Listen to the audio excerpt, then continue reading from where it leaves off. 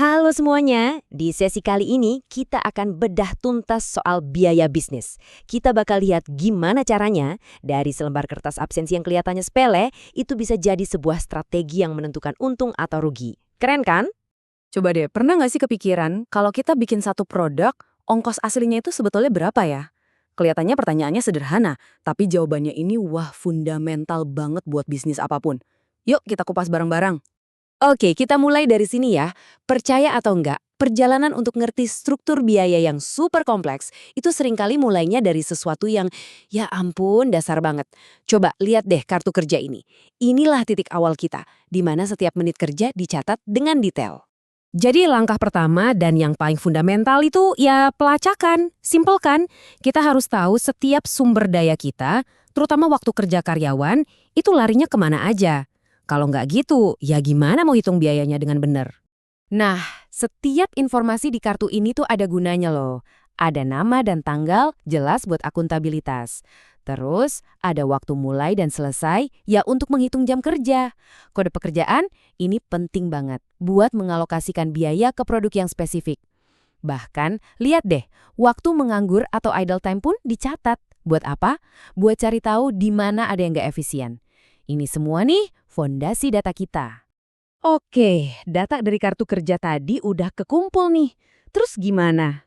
Nah, langkah selanjutnya adalah memahami sifat atau perilaku dari biaya itu sendiri. Ternyata, biaya itu punya dua wajah yang beda banget. Dan ini nih jantungnya akuntansi biaya. Yang pertama, ada yang namanya biaya tetap. Gampangnya, anggap aja ini kayak biaya abonemen bulanan buat jalanin bisnis.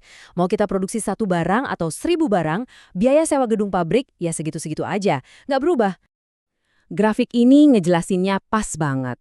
Lihat deh, barisnya lurus, horizontal gitu. Itu artinya, mau sebanyak apapun produksi kita di sumbu X, total biayanya yang di sumbu Y tetap aja sama. Datar, stabil banget. Nah, kalau tadi ada biaya tetap, sekarang ada pasangannya, biaya variabel. Biaya yang satu ini tuh dinamis. Dia ngikutin irama produksi. Makin banyak kita bikin barang, ya makin banyak juga bahan baku yang kepake.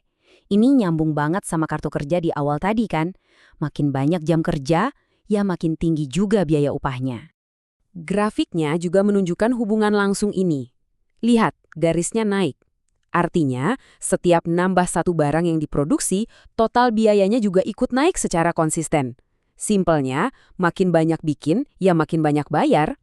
Terus, gimana dua wajah biaya ini bisa nyatu? Jawabannya ada di rumus sederhana ini.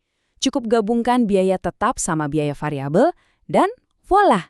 Sebuah bisnis bisa dapat gambaran utuh soal pengeluarannya. Bahkan, bisa buat prediksi total biaya, mau produksi sebanyak apapun. Ini powerful banget loh. Oke, teorinya kita udah pegang. Pertanyaannya sekarang, di dunia nyata, gimana? Gimana caranya perusahaan misahin data biaya yang sering kali campur aduk itu untuk bisa meramal masa depan? Sebenarnya ada banyak alat atau metode yang bisa dipakai, dan masing-masing ada plus minusnya. Ada yang cuma lihat data lama, ada juga yang pakai statistik rumit. Nah, untuk pembahasan kita kali ini, kita akan fokus ke satu teknik yang simple tapi efektif banget, metode tinggi rendah. Yuk, langsung aja kita coba pakai contoh, biar gampang. Bayangin, kita ini seorang manajer yang pengen tahu struktur biaya perawatan mesin, dan kita punya data beberapa bulan terakhir. Ini dia datanya. Ada jam mesin dan biaya perawatannya. Kunci dari metode ini adalah kita cuma perlu lihat 2 titik ekstrim. Titik aktivitas paling tinggi, yaitu Februari dengan 2.000 jam, dan titik paling rendah, yaitu Maret dengan 750 jam. Cuma dari 2 data ini kita bisa membongkar biayanya. Oke, langkah pertama.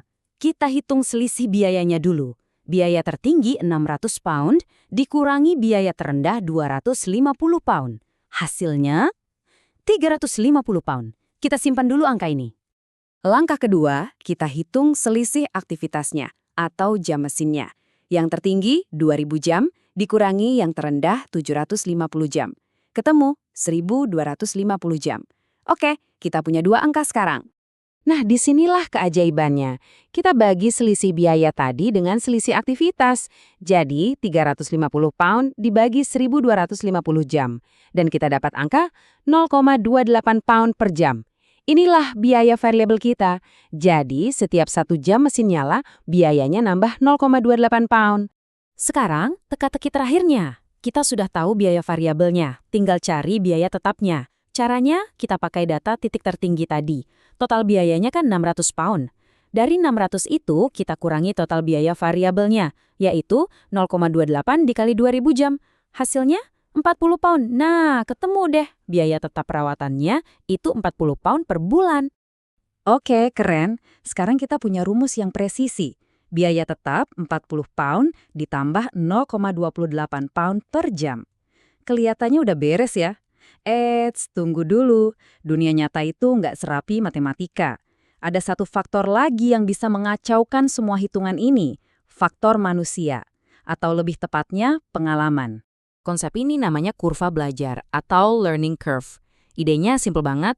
Makin sering kita ngerjain sesuatu, kita pasti makin jago, makin cepat, dan makin efisien.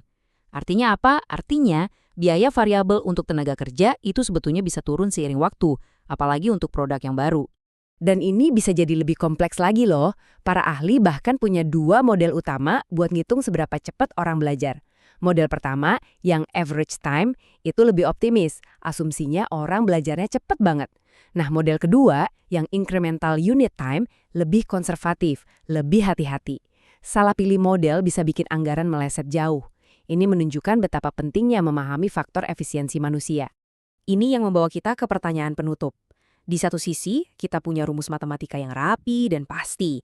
Tapi di sisi lain, kita berurusan sama manusia yang terus belajar, terus berubah, dan nggak bisa diprediksi 100%. Jadi pertanyaannya, bisakah sebuah anggaran itu jadi benar-benar sempurna? Tantangannya ya di situ, menyeimbangkan antara angka yang pasti dan manusia yang dinamis. Nah, kira-kira apa nih yang bisa kita petik dari sini buat bisnis kita masing-masing?